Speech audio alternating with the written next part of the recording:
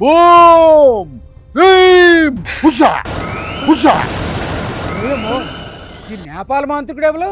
ఉషా ఉషా ఓయ్ ఉస్సు తుస్సు అంటున్నాడంటే పెద్ద మాంత్రికుడు అయ్యి ఉంటాడు. జామ్ జటక్ పామ్ పటక్ చట్ చట్ చట్ చట్ చట్ చట్ చట్ ఎక్కడ గోలరా నాయన? మా తిరకాసానేని పిలిస్తే ఈయనెవలో లైవ్ లోకి వచ్చి తూరిపోయాడు. సెట్ సెట్ పట్పట్టని మంత్రాలు చదివేస్తాడు. మోహిని రా నాగిని రా నాగిని ఎక్కడున్నావమ్మా? నమస్కారం బాబా గారు. ఎవరు బాబా తమరు? బంచిక్ బాబా అంటారు నన్ను. హిమాలయాల్లో మంత్రాలు అవపోసన పెట్టా, బాలీదీవుల్లో బాణామతి నేర్చుకున్నా, ఛత్తీస్గఢ్ అడవుల్లో చేతబడి ప్రాక్టీస్. మిమ్మల్ని చూస్తుంటే అచ్చం మా తిరకాసలాగే ఉన్నారు బంచిక్ బాబా గారు. సోనే పరాచికాలా కాశ్మోరాతో కబడ్డీ ఆడేస్తా, అష్టావక్రతో అష్టాచమ్మ ఆడేస్తా. తులసి దళం ఎప్పుడూ నా వెనకే ఉంటది, తులసి నా ముందే ఉంటది. ఇప్పుడు నాకు బాగా అర్థమైంది. ఏం అర్థమైంది? మీరు ఎండమూరి నవల్లో చదివి చదివి మంత్రగాడు అయ్యారేమో అనిపిస్తుంది సార్. మంత్రగాడంటే అంత చులకనా? నా మంత్రాల పవర్ ఏంటో చూపించమంటావా? మోహిని రాగిని శంకిని లంకిని ఎక్కడున్నా రావాలి మీరంతా. ఎందుకలా కమాన్ కమాన్ అని పిలుస్తున్నారు? వాళ్ళతో ఏం పని మీకు? ఒక పెద్ద కార్యం కోసం రంగం సిద్ధం చేస్తున్నాను డిబ్బక.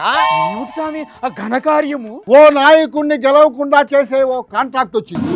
అందుకే చేతబడిని బాణామతిని మిక్సింగ్ చేసి చేతమతి చేతమతి చేస్తా ఉన్నా. మంత్రాలకు చింతకాయలు రాలవు అంటారు కదా, మరి మీరు ఒక నాయకుడిని ఎలా ఓడిస్తారు బాబా? చింతకాయల సంగతి ఏమో నాకు తెలియదు కానీ నేను గాని ఒక మంత్రం వేశానంటే ఎంత పెద్ద నాయకుడైనా ఓడిపోవాల్సిందే. దట్ ఈస్ ఈ బంచిక్ బాబా కెపాసిటీ అండ్ మంత్రశక్తి. ఓ అయితే మీరు చాలా పెద్ద మంత్రగాడు. ఇలా చేసినందుకు ఫీజు ఎంత తీసుకుంటారు బాబా? స్టేట్ కి ఒక రేట్ ఉంటుంది. ఎమ్మెల్యేకి ఎంత, ఎమ్మెల్సీకి ఎంత, ఎంపీకి ఎంత, మంత్రి పదవికి ఎంత, చైర్మన్ పదవికి ఎంత, హోల్ మొత్తం కాంట్రాక్ట్ అయితే ఏమైనా కన్సెషన్ ఉంటుంది. ఈ విషయాలన్నీ మా పిఎని అడిగితే నీకు చెప్పాను. అందుకని ఇలా మంత్రశక్తితో ఒక నాయకుని ఓడించొచ్చిన ఐడియా మీకు ఎలా వచ్చింది బంబ గారు? అది నా ఐడియా కాదు నాయన. అదిగో ఆ సారథి చూడొక్కసారి. నాకు మంచి జరగాలంటే ఈ పార్టీ రాకూడదని మీరు పూజలు చేయాలి. నాకు మంచి జరగాలంటే ఈ పార్టీ రాకూడదని మీరు పూజలు చేయాలి. చూసావు కదా, ఆయనే మా గురువు గారు. ఆయన చెయ్యమన్నది పూజలు కదా, మీరేంటి క్షుద్ర పూజలు చేస్తున్నారు? నేను బాగుండాలి అని చేసేదేమో పూజ, ఎదుటోడు మట్టి కొట్టుకుపోవాలి అని చేసేదే క్షుద్ర పూజ. ఏదో త్రివిక్రమ సినిమాలో డైలాగ్ లాగా ఉంది. అది నా సొంత డైలాగ్ జోగన్న, త్రివిక్రమ్ శ్రీనివాస్ కాదు. ఏంటన్నా జోగన్న జోగన్న అన్న. హమ్మ తిరకాసు నువ్వా? తెలిసిపోయిందా? వార్తలు తీసుకురమ్మని పంపిస్తే మంత్రగాళ్ళగా మేకప్ వేసుకొని ఇందాక నుంచి తుస్సు బుస్సు అనుకుంటూ నా బుర్ర తింటావా? అబ్బా అంత ఉత్తదే జోగన్న. బాబు గారి స్టేట్మెంట్ ని మామూలుగా చెప్తే ఏం బాగుంటుంది అని ఈ వెరైటీగా ఉంటుందని ఈ గెటప్ వేసానన్నా. నువ్వు రిపోర్టర్ కంటే కూడా మంత్రగాళ్ళగా సూపర్ గా సెట్ అవుతావు సర్కసనియా. సెట్ అయిపో. నాకు కూడా అదే అనిపిస్తుంది జోగన్న.